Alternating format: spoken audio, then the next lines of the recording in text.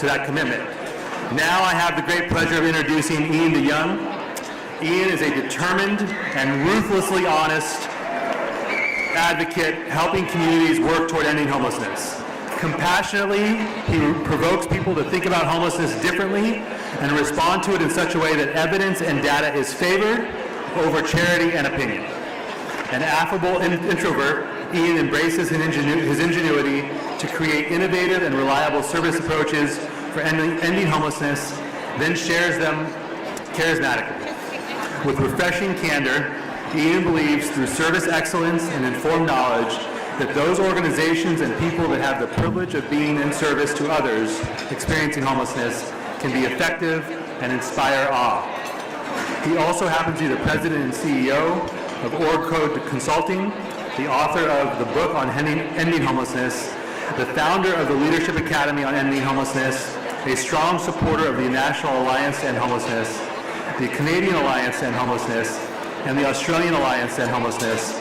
He's the technical advisor to the Canadian Shelter Transformation Network, a long-term advisor to the Jeff Bezos Day One Families Fund, a former faculty member in the graduate planning program at York University, a guest lecturer on homelessness at several universities and colleges, an advisor to various elected officials and people in public service, a former comedian, a recovering musician, an aspiring minimalist, an enthusiast for backcountry camping and fishing adventures, an often disappointed fan of the Toronto Maple Leafs, a frequent flyer extraordinaire, and a steady and reliable friend and ally of the San Diego community in preventing, reducing, and ultimately ending homelessness. It is my pleasure to introduce Ian DeYoung.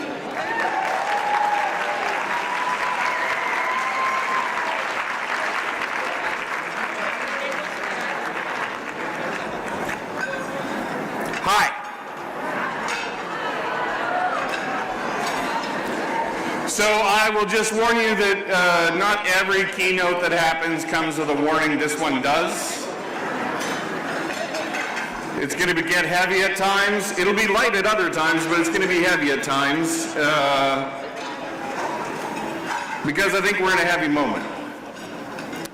And I think the gravity of the situation is not lost on anybody in this room, that the reality post-pandemic response to homelessness is a very different beast than it was pre-pandemic.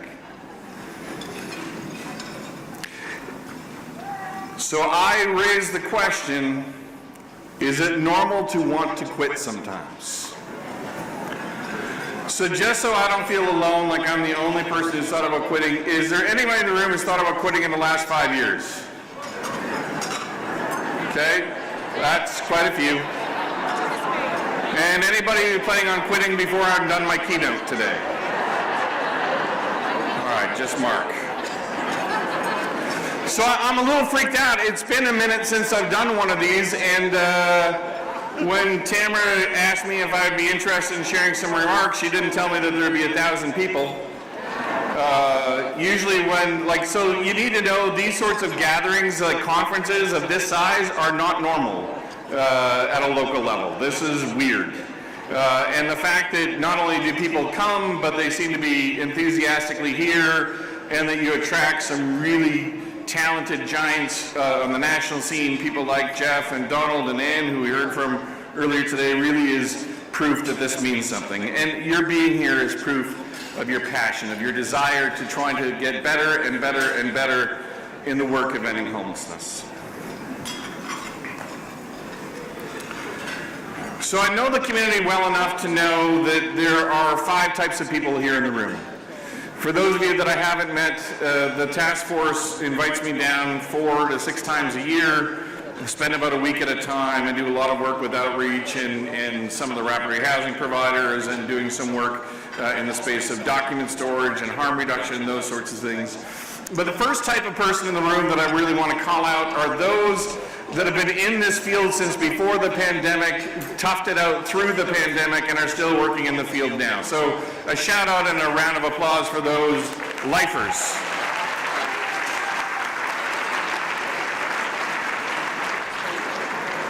And then the second type, and these are freaks, to be clear. Early on in the pandemic, before we knew what was actually happening and with this virus was going to kill people en masse and those sorts of things, and we're standing up services in community after community, and we need more personnel to join, and you're like, yeah, this might kill me, but it sounds great. Sign me up. So for those group of people who joined in the early days when the world was standing on its head trying to figure out what's next, I salute you. The third group, those who left and then missed us and came back. Also freaks. You must have found your people in this collection of humanity to say, the grass might have seemed greener somewhere else, but I missed this work and I came back to it. The fourth type are those that are more recently joined us as the reality of responding to homelessness has changed. Those who looked around, saw organizations working their butts off, saw a tired, if not exhausted workforce, and decided, I can lend a hand. And we're grateful for those. And then the fifth type of people that I'd really like to call out and say thank you to are the heroes of a different kind. Those that work on systems rather than in systems. Those who you don't know are trying to constantly get rid of the mountains that stand in front of your ability to do good work. The people who try to create more just policy, who try to generate more money for the work, for those who try to manage the politics and the partisanship that has invaded the space of ending on homelessness, the people who jump on landmines to protect you from the explosions of the chaos that exists in the conversations around how we go about preventing, reducing, and ultimately ending homelessness. You are so lucky as a community to have some real giants in this space, people who are unparalleled and completely unique in the space of trying to work for all of you to make sure that the work of ending homelessness can happen. Now, it's been a bit of time since I've started to know the San Diego community, and I'd like to provide a couple of observations. One, you are absolutely complex. Like, you're the sort of place that if you were a date, it would last once and we may not get through the meal. Two, you are frustrating. You're frustrating because you can do some of the boldest, most innovative, great things, and then turn around and do something completely head-shaking. You're intriguing. And you could have quit a long time ago, but you didn't. And it's really this desire of you as a community against all the odds to say that you are going to remain committed in the space of working towards preventing, reducing, and ending homelessness. Because so many of the other places that I go to, and just to put my travel life into context, I was grateful last week I had a cancellation. I didn't have to travel.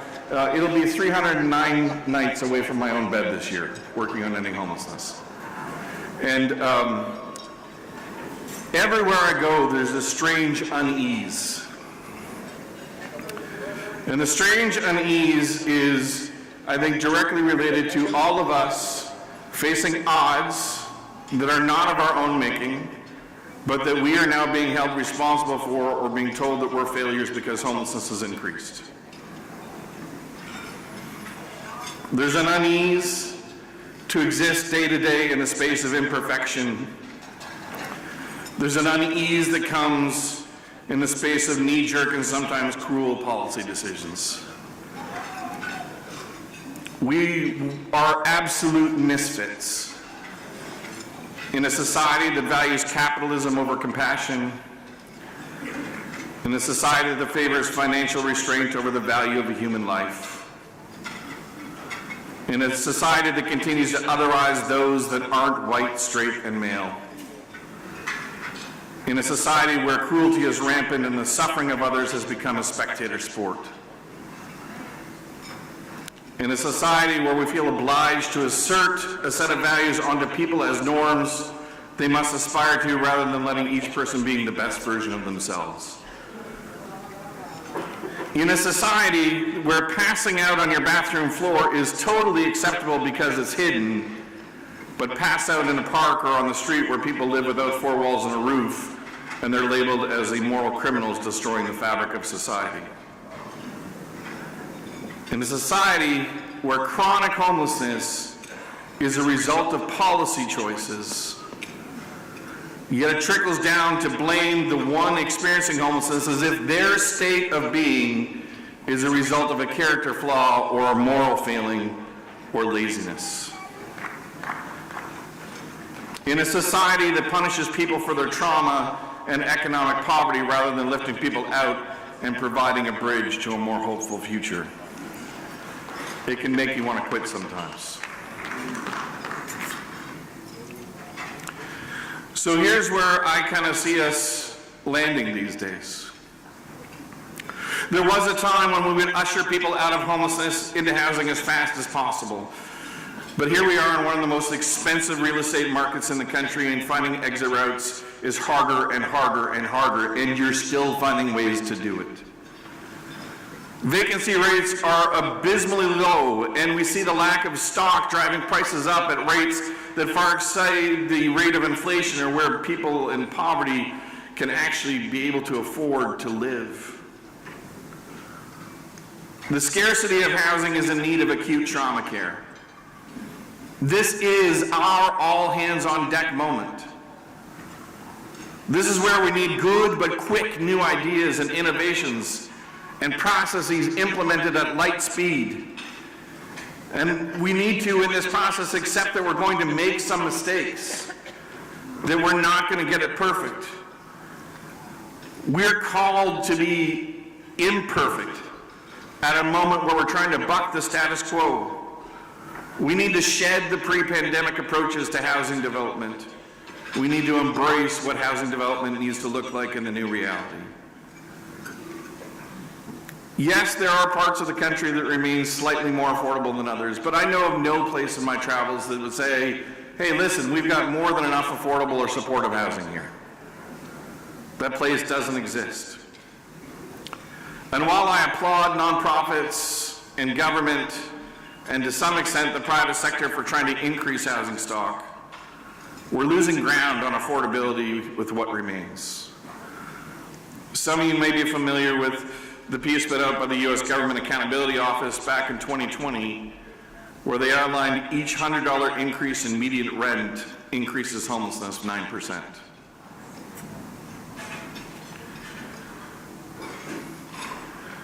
So maybe it's the increased scarcity of housing that makes you want to quit. Homelessness is a housing problem. But there's no doubt that we are seeing the destructive forces of drugs.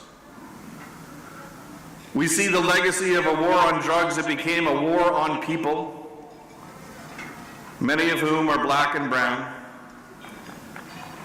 We see the walking wounded wandering through public spaces and shelters, increasingly needing to find the drive just to survive when people are dying by drug poisoning and overdoses and violence. The increased impact is undeniable. In the journal Addiction, a recent study showed that the death rate amongst people experiencing homelessness who use drugs was 1 in 14 before the pandemic, but rose to 1 in 6 after the pandemic. But addiction isn't the only issue, of course. So many are still harmed by wounds